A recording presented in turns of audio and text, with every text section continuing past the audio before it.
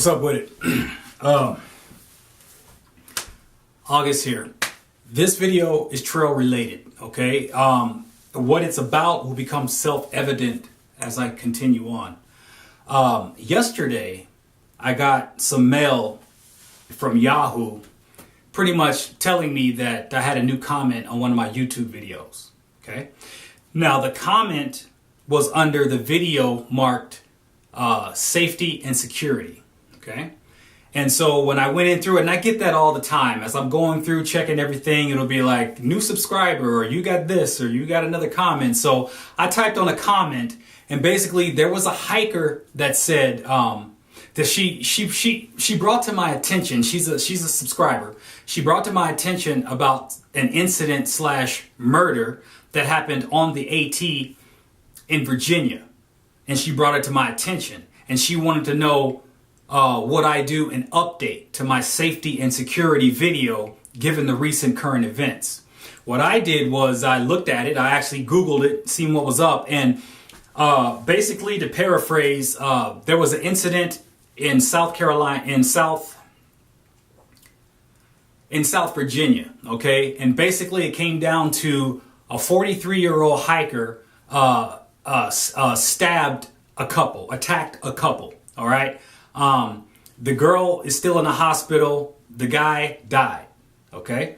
Now, according to the article, okay, people were reporting this guy as early as Tennessee, saying, "Hey, this guy is threatening people on the trail. He's not coming to the trail with the spirit of what hikers would come with. He's making people feel uncomfortable." So, just early on in just reading the small part of the article, people were doing the right thing. They were calling this guy in. They were letting it be known. And so you figure Tennessee and you got Southern Virginia here, and dude, over 200 miles. Okay, this guy had that jacket on him. You know, he's bad people. He's this, that, and the other. And so anyway, South Virginia comes along. And basically, the way the article put it, like I said, to paraphrase, he pretty much approached, he was following two couples, so 4 people, okay? And what it's saying is, upon his approach where he was threatening bodily harm, 2 people, one couple ran, leaving the other couple, okay? And I guess, you know, a guy's going to do what he can to protect his girl. The girl left. She ran. And then the guy just got stabbed. Now, age-old statement or age-old, you know, it says, believe none of what you hear and only half of what you read. Now, I read that. Okay, that's just out there as far as public knowledge goes. And I'm not here to speak on that. I'm here to speak on elements of that, and I'm going to use that as a caveat to what I wanted to say. So I'm not here to contest that article. I don't even know if it's right or wrong verbatim, but that was reported. That's what was brought to my attention, and so that's what I'm coming forth to speak on. So we're talking about safety and security, okay? In the video, I tell you that a whistle is probably the best weapon you can have out there on the trail, and I classified it as such, as far as a weapon goes, but this comes in as far as protection goes. I went on to explain that you can't cut yourself on a whistle. You can't shoot yourself by accident on a whistle. You just can't, you know, it's just a sanitary device, and sound is a very powerful agent when it comes to not necessarily stopping an assailant, but giving them pause. But now, what I didn't do, and I'm glad she brought it to my attention, so I'm going to take it a little bit deeper because I didn't. And as a soldier, okay, it's easy for me to take things as self-evident or common sense, giving my training without giving thought to the civil sector. And do they understand what I mean? So I'm going to break it down now so there are pretty much no illusions. You see exactly where I'm coming from. So I talked about whistle. What's the point of the whistle? At the end of the day, the point of the whistle, and this is safety and security. When you're talking about safety, if you, I don't know, let's say you're having a mild stroke in your tent, you blow your whistle, you're making noise, someone's going to investigate. You get lost, you blow your whistle, someone's gonna find. Why? Because when you think about it, sirens, anytime there is a problem, from a horn to a siren to whatever, when you hear that noise, okay, and you hear it in such a way, the force of the blow, the intensity of the sound, you're gonna get attention. It's gonna draw your attention. So from a security standpoint, that's good with the whistle, but also from a weaponized standpoint, bears, dogs, any animal, their hearing is 7 times more powerful than ours. If I'm getting attacked by a bear and I blow on a whistle, that bear is going to stop because the sound in itself is just going to send a shockwave through him. And that's going to give me enough time while the bear is stunned to do what I got to do. And no bear, and think about it, even in the animal kingdom, the one with the loudest roar, being a lion or something like that, they get the attention, they cower the other person and or the other beast, and they go. So basically, I just want to reiterate, I'm not taking a step back from the whistle. I stand by it. Because at the end of the day, when you're talking about weapons, it's not easy to use a weapon. And the closer the contact you have with using, for example, it's easier to shoot a gun than it is to stab. Because you're getting in somebody's space. You're up close and personal now. And it's even more dangerous. Because when you're talking about knives, most people don't realize you stab somebody. If you got the heart to stab somebody, if you hit a bone or if you hit some kind of, like armor or just something, your hand's going to slide right off the grip and you're going to cut yourself on that blade. The bigger the blade, the more deadly it is for not only you, well, it's the more deadly it is for you. Because you're not going to expect it. And once you get cut, it's going to be an electrical jolt. Your hand's going to open. You're going to drop the knife. And if you're fighting someone that knows something, they're going to pick it up and that's that. But I don't want to harp on that. That's not the message. I just wanted you to understand why a whistle is a good thing. How a 6-year-old can use a whistle, whereas you wouldn't even think of arming a child with something as simple as mace. And I'm going to get into that. So this is what I'm talking about, that unfortunate event. Now we're going to bring it full circle so I can talk to what I'm talking about. When you're talking about weapons, the point of a whistle is to get people's attention. When you get people's attention, the crowd will gather. Now, most bullies are cowards, okay? So just by the virtue of bringing attention to the scene of what's going on, okay, then that's going to give the bully pause. The same way someone's giving a speech or someone has stage fright will have pause. Now all these eyes are on them. And that's what's important when you're talking about the whistle. I'm talking about numbers. Okay? So, is there safety in numbers? No doubt. Okay? But is there safety in numbers? Yes and no. Okay? Because it's only viable, it's only relevant for as long as those numbers can hold. Okay? As I said in the article, it said there was 4 people. They had the numbers, but 2 of them broke. Okay? But that's human instinct. That's nature. I get it. They were looking out for themselves. And even when there was 2 against 1, one of them broke. You see what I'm saying? So that one guy, did he really have a chance? And understand, when you got numbers, okay, and those numbers fray, then what you're actually doing is you're actually giving the aggressor more power, okay? You're emboldening them to go further because now your fear is adding to their aggression. So by simply fraying, by those numbers not holding and fraying, they put themselves in more danger. So it comes down to what if you get in a bear attack and the joke is, I don't know, I just need to run faster than you. And that's what it is. Meaning if I can leave you behind, then you're just going to be the victim. So as far as safety and numbers go, it's cool, but you got to hold. All right. As far as the numbers go. Now, there's some more things I want to say on that, but I'll just let that come up organically because I didn't prepare. I'm just coming from the heart. So let's talk about mace. All right. Quick little caveat as far as the story goes.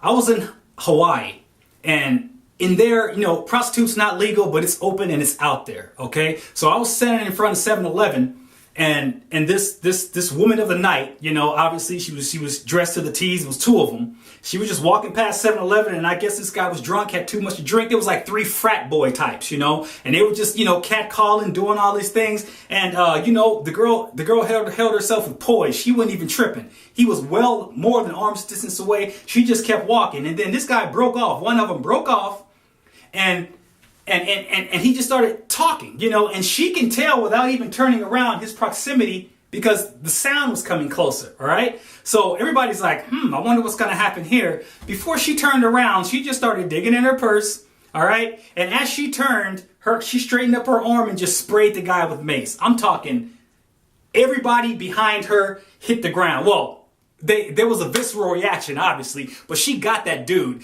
The dude went on the ground, grasping his eyes, crying like a baby, and she just kept on walking. I was just like, wow, it was smooth, okay? And the only thing left behind her was a cloud of dust, and everybody's coughing and gagging off the mace. So, listen, mace is an effective weapon, if no other reason than just to distort the senses. The same as sound, but even more so, okay? So, where I would tell you, whistle is good. If you don't have the presence of mind to know when to use it, why to use it, and how to use it, let's just step it up with mace. Everybody can benefit with mace, okay? And so with that concerned, I would just say, you know, bring some mace with you, all right? And you don't necessarily have to wait for confrontation to begin. That guy never laid a hand on her. You didn't have to, okay? You use weapons when you're threatened, all right? And I'm going to get into this too, but there's something else I want to say about that. But anyway, mace is a good way to disarm an individual such that their senses are, you know, taking them aback, and at least you can disarm them or you can run. You ain't going to get over that mace no time soon, okay? Now, another instance I wanted to talk about was as far as crowds go. I had another story.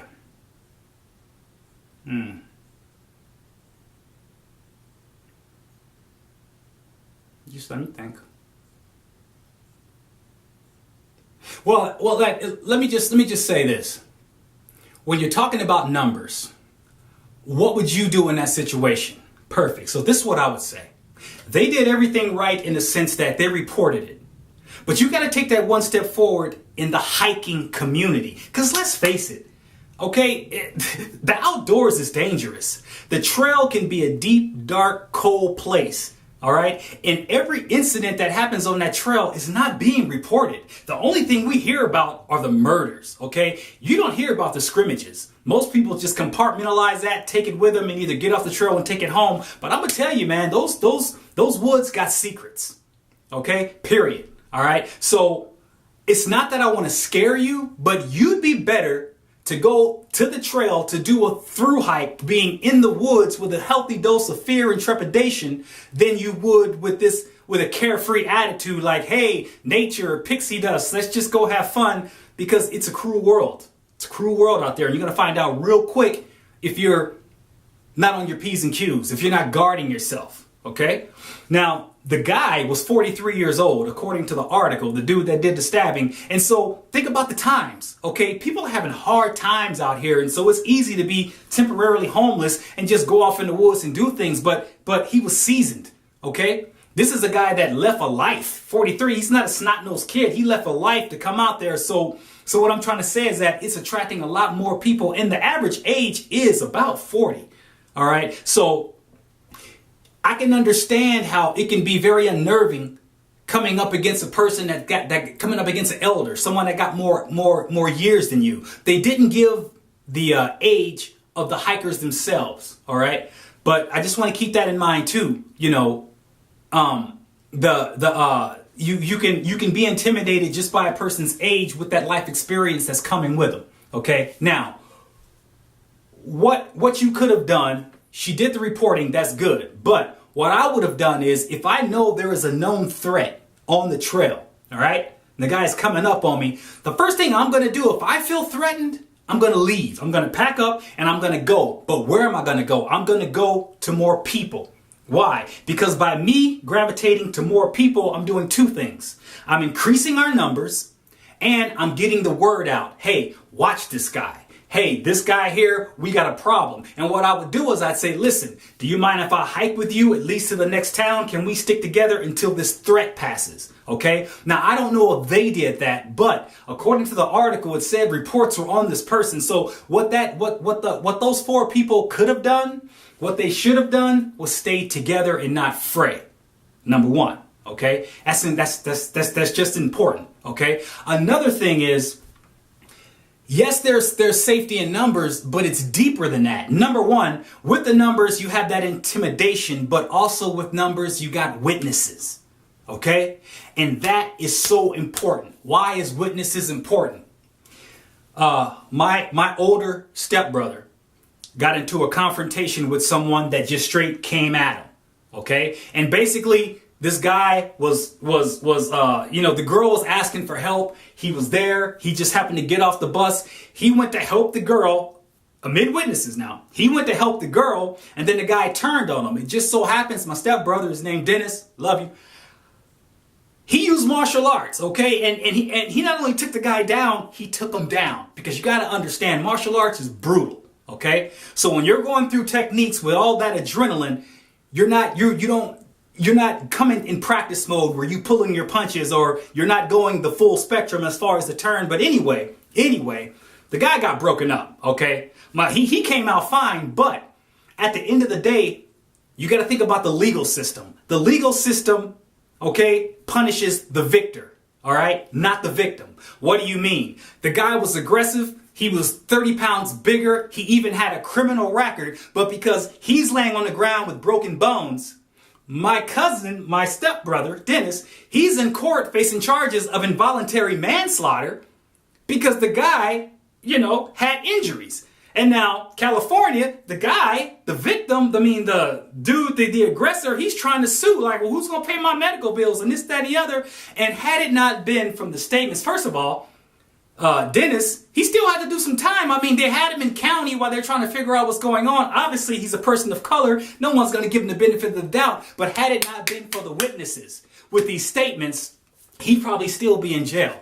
So when I'm talking about safety in numbers, well, you also need that element of witnesses. So if it escalates and something happens, okay, it doesn't matter how many people are there. If just one person can stand up and deal with the situation, okay, then at the end of the day, you got witnesses that can come back and be like, well, here's how it happened. No jury is going to convict a man that got eyewitness testimony from 1, 2, 3, 4, 5, 10 different people saying this is how it happened.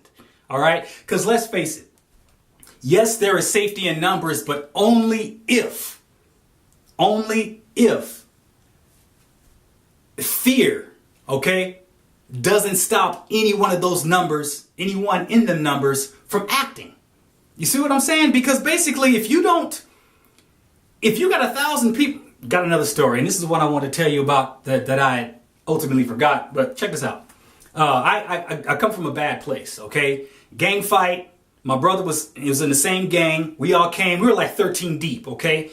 Now we're getting into the mix, okay? And in any gang fight, it's just like if you saw the movie Troy or in the wars back in the day, they bring their champions first. And they'd be like, well, if your man can beat my man, we'll just say okay. So everybody don't have to sit there and fight and you get some entertainment. Well, I was going up against this one guy. Just so happens, I'm not to say I was the best, but I was just the one with the biggest mouth. And so it's like, okay, you two go at it. It just so happens my brother was with me because he was watching my back. And it just so happens the guy that I was still, and we're kids.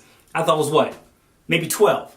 So I'm going up against this one guy. We're the same height, same weight, same age. Just so happens his brother was with him. So I'm standing up, squaring off with dude. And my brother's standing behind me. Well, this guy's brother's like, wait. Both of y'all are not about to get on my brother. My brother's like, I understand that, but you're not going to jump on my brother. But here's the thing. The dude just happened to have a baseball bat. And what he did was, now, we ain't even squared off. I haven't even had a chance to fight the guy that's in front of me. His brother comes around, hits my brother in the jaw with a baseball bat. You can hear the bones cracking, okay? My brother goes down. Now, I'm covering him so he don't get hit with the bat anymore. I look behind me. all of them gone. This is supposed to be a game. People got my back, 13 strong. I just see assholes and elbows gone. Excuse my language.